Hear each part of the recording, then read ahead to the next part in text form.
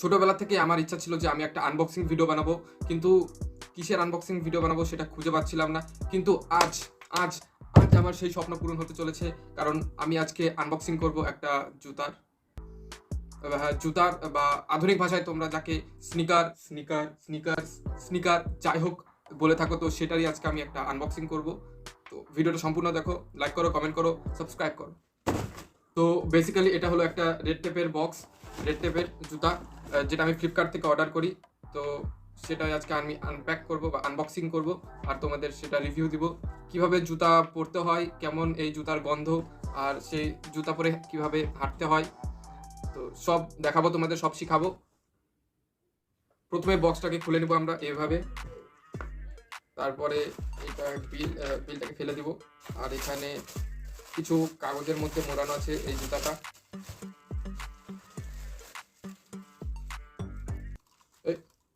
কি জুতার বক্সে হাওয়ায় চপ্পল কি করছে?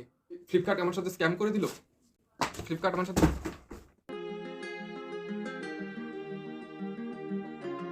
মজা করছিলাম গাইস। এই যে জুতা, তো এটা রেড টেপের ক্লাসিক সিরিজের জুতা, কতটা সুন্দর দেখতেই পাচ্ছ তোমরা। জুতাটার ভিতরে কিছু কাগজ ঢোকানো আছে, সেগুলো বের করে নিই। জুতাটার সামনে ব্ল্যাক লেদার দিয়ে ফিনিশ দেওয়া আছে, আর সাথে রয়েছে কিছু ভেন্টিলেশন হোলস, যেটা দিয়ে সহজে হাওয়া বাতাস আসা যাওয়া করতে পারবে। জুতার সাইড সুইডের প্যাডিং ট্যাডিংও খুব সুন্দর আছে।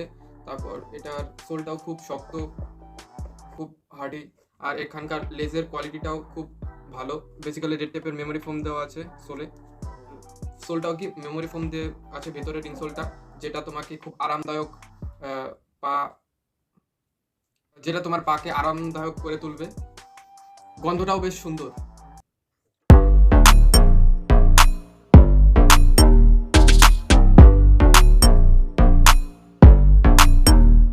এরপর তুমি এই জুতাটাকে দুভাবেই পরতে পারবে, মোজা দিয়ে আর নয়তো মোজা ছাড়া, তোমার ইচ্ছা তুমি কিভাবে পরবে।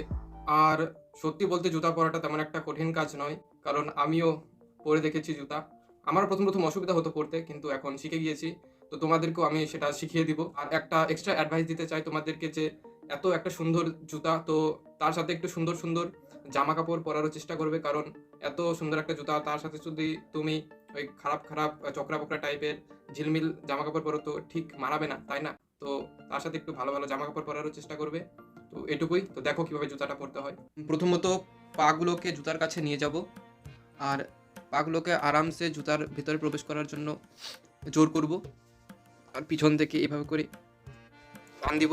এই যে একটা পায়ের জুতা ঢুকে গেল, আর একটা পায়ের জুতা সেম এভাবেই জোর করে ঢুকিয়ে পেছন থেকে এভাবে টান মারবো।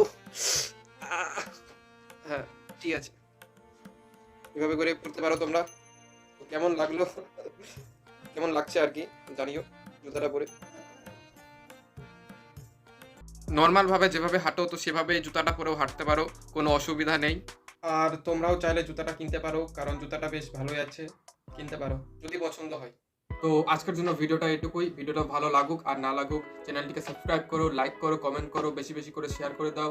আর আজকের জন্য এটুকুই। Thank you, by.